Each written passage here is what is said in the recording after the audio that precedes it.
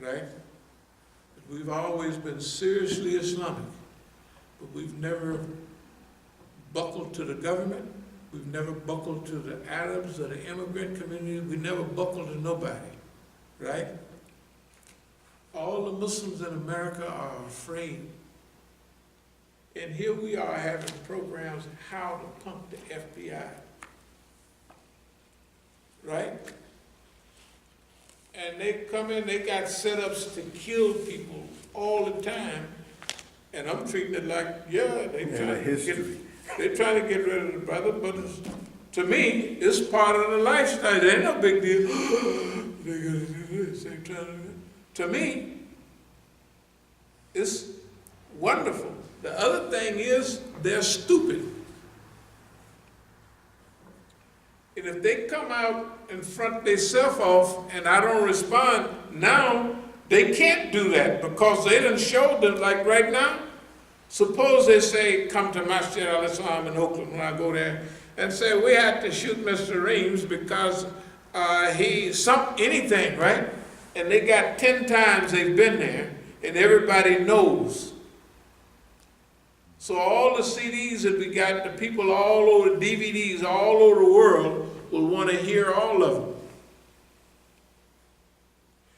And yesterday, you know that article from Iran, that big front page article? I thought it was an exact translation of the lecture I had at the University of Tehran. It wasn't. It had all of this stuff in there, that what we've had to deal with here in the United States. And our attitude, I said, so I had the brother, I said, hey man, I just read the top, al-Faqih is a stabilizing force against global fitna. And that's kind of the talk I gave University of Tehran.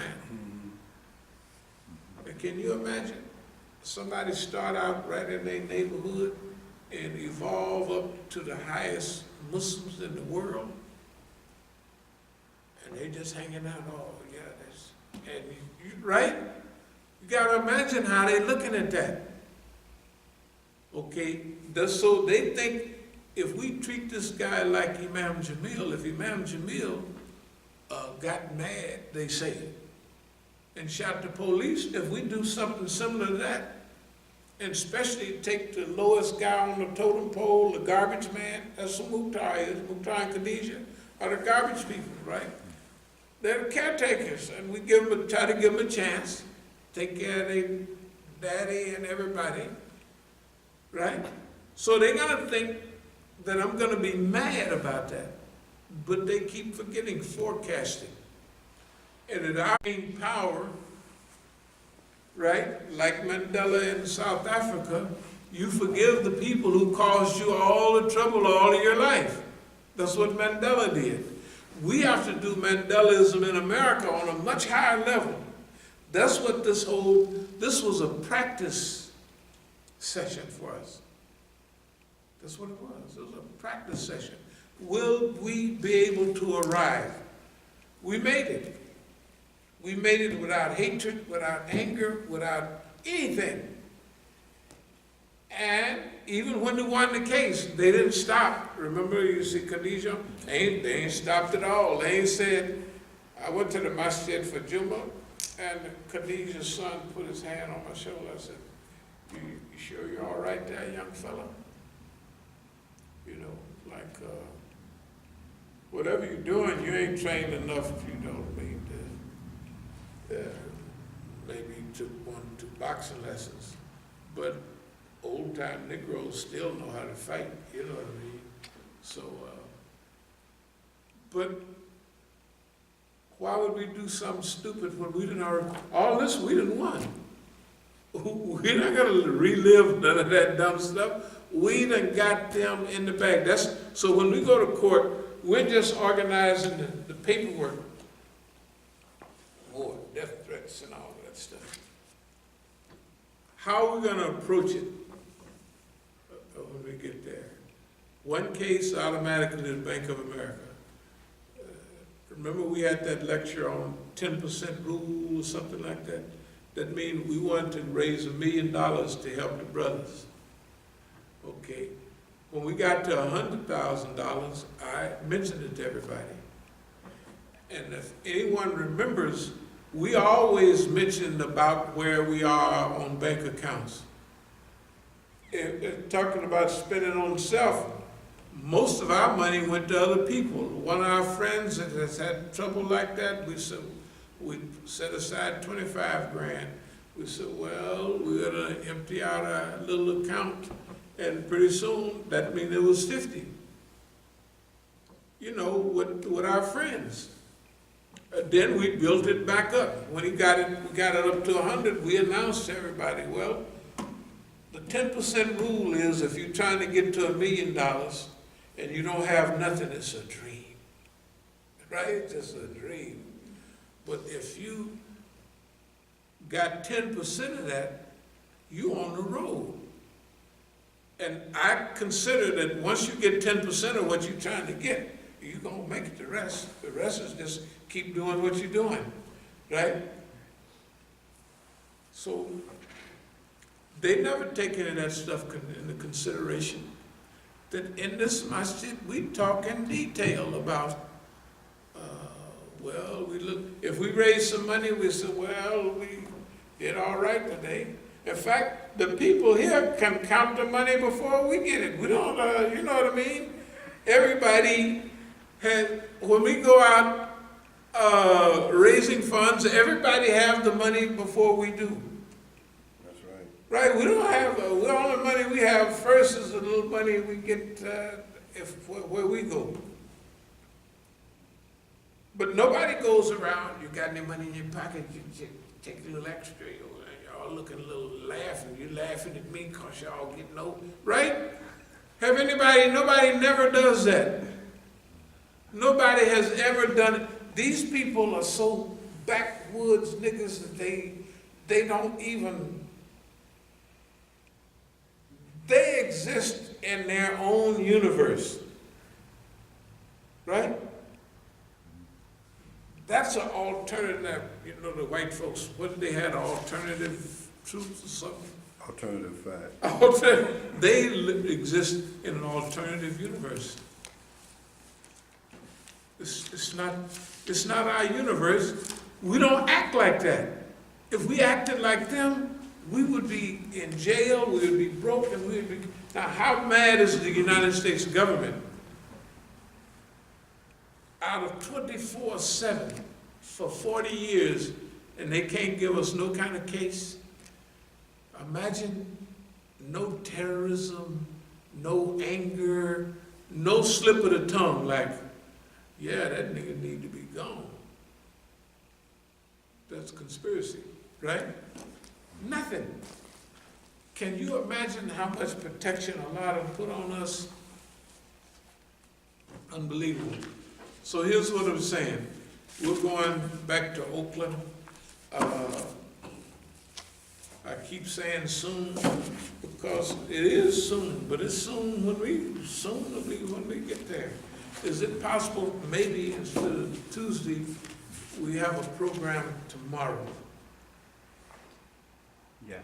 Or tomorrow night or something like that? I can. Because I do want to leave as soon as possible. But every time I say, well, I'll do one more program, then I got to get all this. Then I start looking at it, I said, man, this is too much. I got so much, this is about 1/5 of what we have, so I have to organize it again, like our cases. So that's what I'm taking to California. The other thing about California is, believe it or not, we've had some people suggesting what type of legal representation. You'd be surprised what I'm talking about. And then they said, well, the people are so crazy. You know, with all the cases I've had in my life, they think that it's hard for me to find an attorney, or I don't know how to find them. I think that's what they must be thinking of something stupid. because they can't figure out why we do what we do. We do what we do because there's a channel with each human being. And that channel is Allah's broadcasting through His angels and other natural phenomena, messages. That's why the Quran says there's ayat after ayat. Okay. Now, some of the people like to leave their station on static. You know, where it's a message, but it's static because they don't want it to be clear. Because they know what the message already is. You got to straighten up this, you got to straighten up that. You got to take care of your kids. They don't want that. So they leave it on static. But when you tune that boy in and it comes in loud and clear, some people follow the message from Allah and some don't. The signs of the universe, like look at our situation now, and I'll close with this. Look at all our friends and all our enemies. None of them are perfect, but everything we said, the triangle of terror, right? Israelis, Saudi Arabia, the United States. Look at all of them right now. Benjamin Netanyahu, the Christian Arabs, everybody said, you moved Jerusalem, man, you moved the thing to Jerusalem, so that's bad for the whole Middle East. Like you're trying to start a war here. You're cutting the Palestinians' throat. And then they tell the Palestinians that America, we're not going to talk to you anymore. You got to go through the Israeli something or other there. They can't do that. So they're setting up a situation so everything will fail. The U.S. stepped out of the nuclear treaty with Iran. They lost this case 2 weeks ago in the World Court. They backed out of the World Court. Now they're trying to put 2 World Court judges on trial. Today, they walked out of the medium Russian treaty, missile treaty. They just did that today. The white folks said today, well, they've stepped out of the Cold War. They're I guess going back on the Cold War treaty that they've had with. They said the U.S. has backed out of everything. I don't care whether it's the Asian thing. They mad at China, right? Yeah. The people are crackpots. And a lot of people are not scared this time doing the nuclear thing. They saying, F you and your nuclear stuff. I'm not going to sit up and be scared all my life because you got nuclear bombs. You go to hell. Trying to scare, they're going to scare everybody. And if you don't stick with me, I'm going to scare y'all to death. And so the U.S. stepped out of the medium-range missile treaty that Gorbachev and Reagan signed in '86, something like that. Right. Forget about the protocol, the doggone thing about the Paris Climate Initiative. Everything they break out of, Allah sent an earthquake, doggone. The day they step out of it, they send a hurricane that'll blow down Mount Whitney, if that's what this is still there. You know what I mean? It's insanity. And the fool will still say, I don't know about climate change. That's the sign. The people in the ancient times did exactly the same thing. But it's hilarious to watch it. Just think about, you're sitting here watching all this now, and you said they rejecting the signs. It's too clear what the signs say. No, we got to do another study on that, man. I don't think global warming. You just had a hurricane swoop through last week that just blew everything down, and it was moving fast. The other one was moving so slow that it'll drown you. It just moving it. First it was moving at 4 miles an hour, and at one time it slowed down to 3 miles an hour. Just dumping, just the sky. You just, if you stand on it, you drown standing in it. I mean, standing up straight. And they ain't got no sign from that. Then here come the other one gonna blow all the way through Florida, Georgia, and it's gonna touch again. They said that the water is still here from this one, and here comes some more. They said, well, one thing about this one, it's gonna be traveling at 16 miles an hour, so it won't be that long. Yeah, but hell, it'll blow everything down. This is history. This is history. This is the ayats, all is right in front of our face. Right? This is the, if they want ayats, and what do? Oh, I don't know about all that. No, man, we're going to do a study. I don't want to get on the man, the big fool. He's such a fool. In Saudi Arabia, all the stuff trying to get at Iran. Can you imagine how hard they've been trying to get at Iran? That's the worst thing. Every time, do you notice in history, after the revolution, every time they get a plot to finish off Iran, the sky blows up in front of their face. Every time. And now, here's Saudi Arabia since blew up. Now they're going to have to get rid of the war in Yemen and everything, because Saudi Arabia is finished. It's finished. Huh? But it is, right? You see, the white folks say, and all of it is stuff they do all the time. They catch people, cut their head. They behead people every week in Saudi Arabia. That's why I don't go nowhere. They talk about, you've been to Hajj, Imam Musa. I said, I ain't gonna say it because it'd be irreligious. You think I'm going to Hajj as long as them bums running that thing? And they done took Sheikh Mabruk, my homeboy at 82, and cut him up and put him in a suitcase. They want you in Palestine. I said, but I gotta go through Tel Aviv. You think I'm gonna go walk in? The Jews got the #1 nigga we hate in the world, right? Abe Foxman, Daniel Pipes, man, Steve Emerson, Sean Hannity, Fox News, the most hated Negro in the United States. And you think I'm going to Palestine? I'm sorry. I'll have all the demonstrations here, but I'm not going to Israel. And I walk in on, and they can do anything to anybody they want. They say, he's not here. We ain't never seen him before. But his name was on the passenger list. What passenger list? We got a new passenger list. Like they said, Khashoggi, they said, well, he left. Then they said, well, we made a mistake. We was trying to hurt him, but then he just died. We just had to go on and finish killing him and cut him up and put it. These people is crazy, man. We have won this. And I'm going to close with this.